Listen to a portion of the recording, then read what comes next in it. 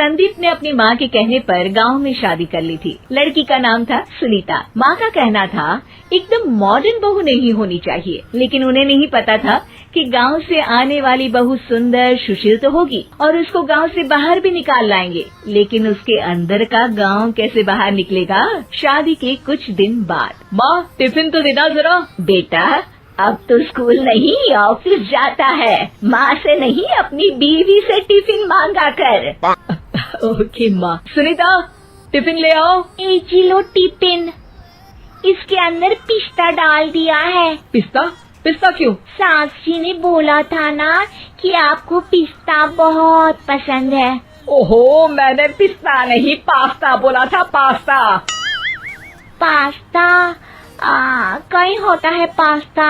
अरे बेटी तू रहने दे, मैं बना दूंगी। अच्छा किया कि पाव भाजी बनाने का नहीं बोला, वरना किसी के पाव बना देती है।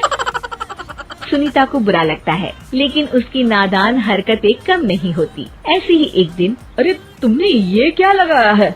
अरे आप वो फूस फूस करके लगाते हैं ना, वही। दियो? का दियो? किसको दियो?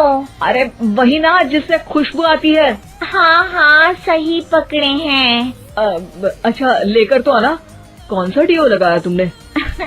अभी लेकर आते हैं जी। संदीप की बात मानकर सुनीता अंदर से खुशबू वाला फुसफुस लेकर आती है। OMG!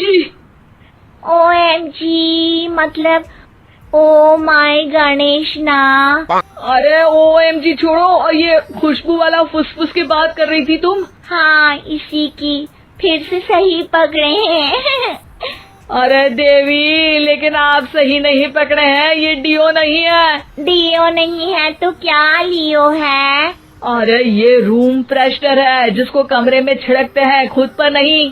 कोई बात नहीं, माँ कहती थी आत्मा किराएदार है, शरीर एक किराए का कर्म।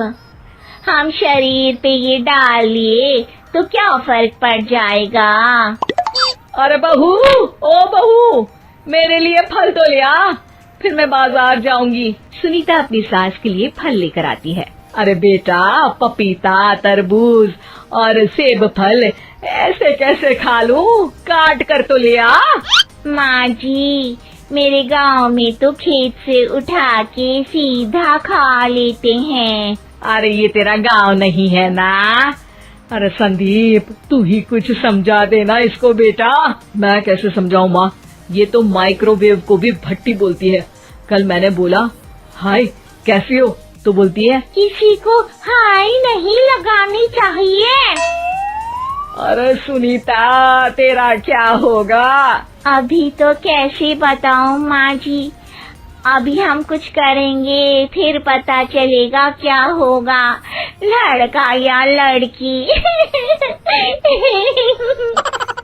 हे भगवान, कहाँ से आ गई ये?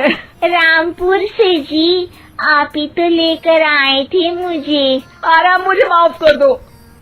पहले कोई गलती तो करिए जी, आपकी तो सारी गलती माफ कर देंगे हम। हाँ अरे बहू, मेरी बात सुन।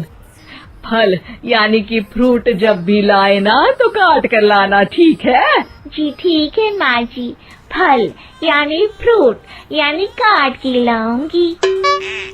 सुनीता रोज ही कोई ऐसी हरकत कर देती जिसकी वजह से उसे घर में दो बातें सुननी पड़ती। एक दिन, माँ मेरे बॉस घर पर आने वाले हैं शाम को, उनका बर्थडे है, फैमिली साथ नहीं रहती उनके, तो यही पार्टी कर लेंगे। उनको अच्छा लगा तो शायद मेरा प्रमोशन भी हो जाएगा। मैं ना फ्रूट केक लाकर फ्रिज में रख दूंगी और तेरे साथ आज खाना मैं बनाऊंगी, ताकि जब साहब आए तो खाने में कोई गड़बड़ ना हो। शाम को जब सारी तैयारियां हो जाती है, संदीप के साथ बड़े साहब भी घर आते हैं।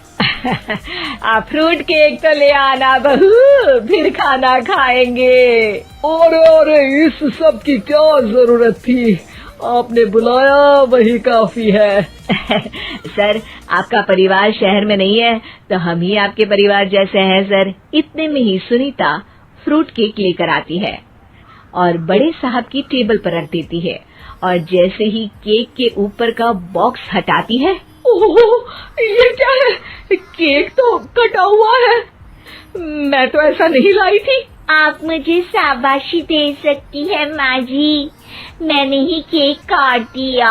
आपने कहा था ना, फल यानी फ्रूट यानी हमेशा काट के लाना।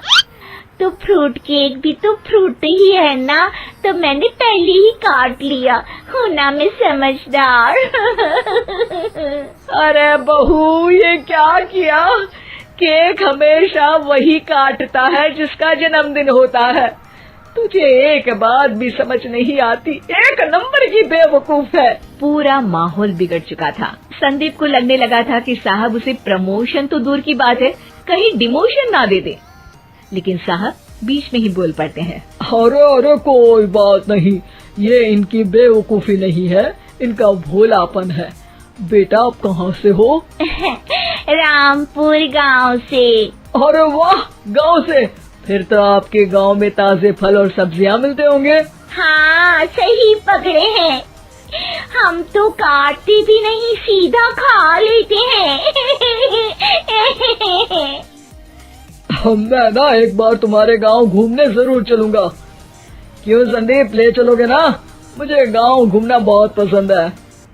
बस फिर क्या था, संदीप और सास दोनों खुश हो गए, क्योंकि साहब को सुनीता ने गांव की बात करके खुश कर दिया था। अब संदीप का प्रमोशन पक्का था। शिक्षा, कभी भी किसी भी गलती पर घबराना नहीं चाहिए। हो सकता है कि उस गलती की वजह से आगे बड़ा फायदा हो जाए।